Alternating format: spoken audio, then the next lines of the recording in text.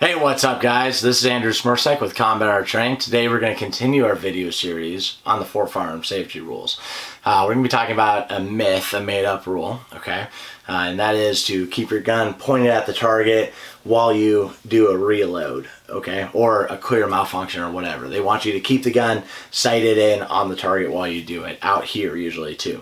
We're going to talk about a few things with that. Now, usually when someone says that you need to do it and you ask why, they'll be like, oh, well, it's safer. Or they'll say it and be like, that's the safe thing, right? Keep your gun pointed at the target. Don't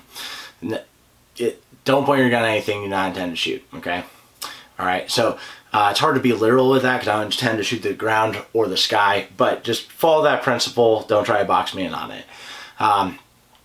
But it's not necessarily safer, number one.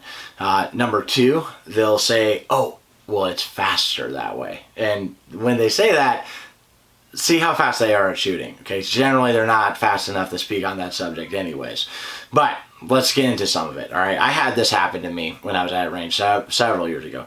Guys saw me do my reload, and he came up to me and went, hey, here's a tip. Keep the gun out here on the target while you do your reload.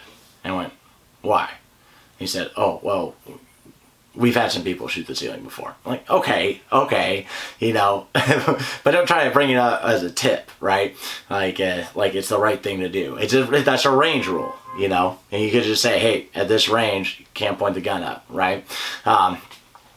Chances are too, that didn't happen during reload. It's probably just happened with someone randomly ending into the ceiling. Also, if you're an RSO wearing an Springfield XD inside a Serpa holster, I don't want your fucking opinion. I don't.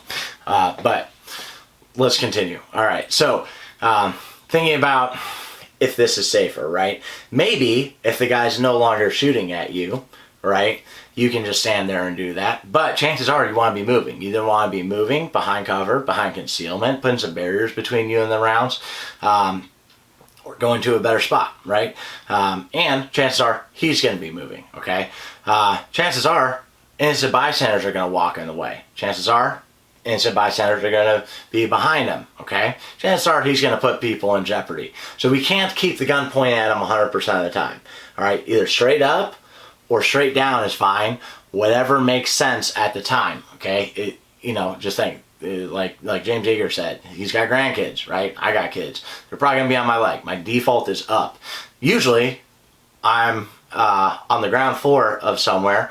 I don't go to the mall often, but that'd be the only place, or an apartment building, where there might be people above me and I need to bring it down, okay?